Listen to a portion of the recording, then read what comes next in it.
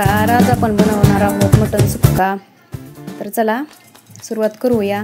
तर या रेसिपीसाठी आपल्याला टोमॅटो, कोथिंबीर, धने, सुकं खोबरं, थोडासा कांदा, आलं आणि लसूण हे सगळं साहित्य लागणार आहे बघा. पाहून घ्या.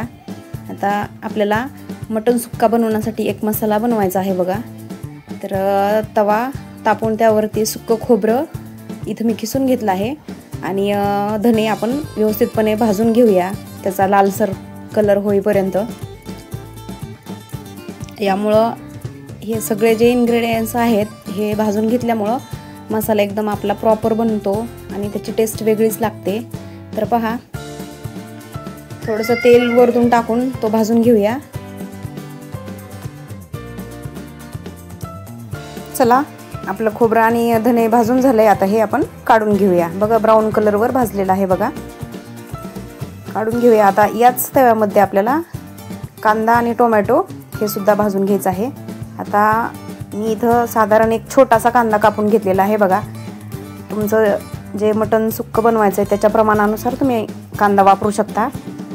कांदा आणि टोमॅटो खूप जास्त पण वापरायचं नाही, कारण नंतर त्याचीच टेस्ट लागते त्या आपल्या मटण सुक्काला. त्यासाठी जरा प्रमाण थोडंसं कमीच ठेवायचं आहे. आता हा कांदा भाजण्यासाठी वरतून तेल टाकून आपण मस्त याला परतून घेऊया. याचा सुद्धा कलर आपल्याला ब्राऊनच करून घ्यायचा आहे. पहा,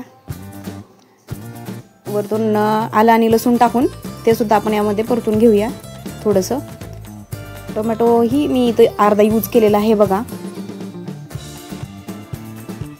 मीठ टाकूया म्हणजे लवकर सॉफ्ट होईल.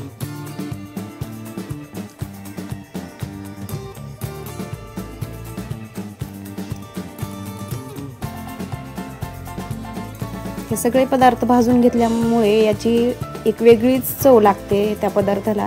त्यामुळे आपण अशा प्रकारे बनवत आहोत.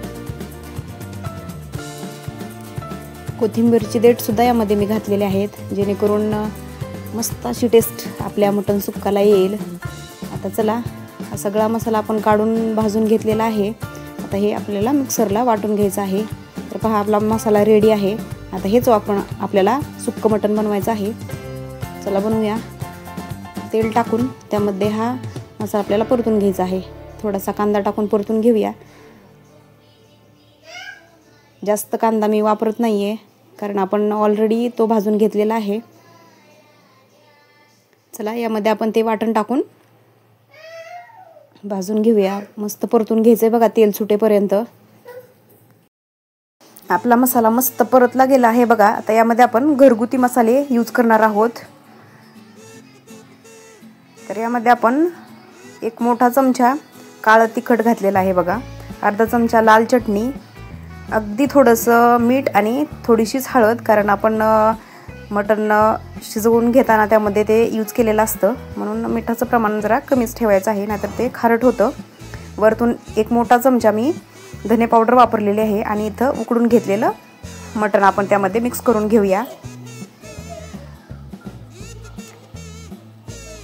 आता हे व्यवस्थितपणे तो मसाला त्याला लागेल असं मिक्स करून घ्यायचं आहे बघा. अशा प्रकारे ही रेसिपी तुम्ही करून पहा. खूप टेस्टी आणि चवदार लागते. आणि खूप जास्त मसाला यामध्ये वापरायचा नाही आहे, थोडाच वापरायचा, म्हणजे त्या मटणाचीही चव लागली पाहिजे. नाहीतर मसाला जास्त झाला ना त्या मसाल्याचीच चव जाते आणि त्या मटणाची अजिबात चवच त्यामध्ये राहत नाही. नुसता मसाला मसाला लागतो. वरतून आळणी सूप त्यामध्ये टाकायचं, म्हणजे ते व्यवस्थितपणे शिजलं जातं आणि मसाल्याची कोटिंग त्याला लागते आणि मस्त असा स्मेल येतो. तर पहा, काय कलर आलाय बघा. वरतून गरम मसालाही टाकूया. जास्त नाही टाकायचा, थोडासाच वापरू.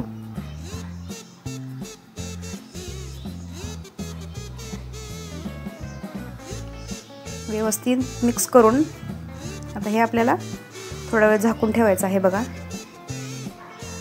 मस्त असा याचा सुगंध दरवळत आहे बघा सगळीकडे. नॉनव्हेज प्रेमींसाठी मस्त असा रेसिपी आहे बघा ही मटण सुक्का मटण.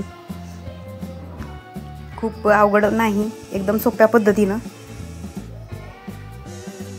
वरतून खूप सारी कोथिंबीर टाकायची आहे यामध्ये आणि झाकून ठेवून थोड्या वेळाची वाफ काढून घेऊया, म्हणजे आपण जो आळणी सूप त्यामध्ये टाकलेला आहे तोही त्याचं प्रमाण कमी होतं आणि थोडंसं घट्ट बनतं ते.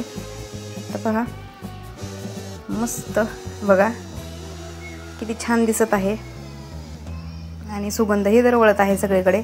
टेस्टी असं आपलं सुक्कं मटण सुक्का रेडी आहे बघा.